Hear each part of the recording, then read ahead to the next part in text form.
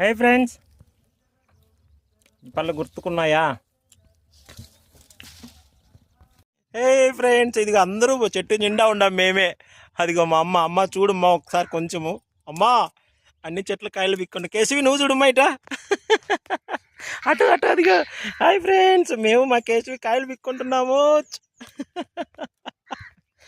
కదా కేశవి? హాయ్ చెప్పు. రైట్, పదండి.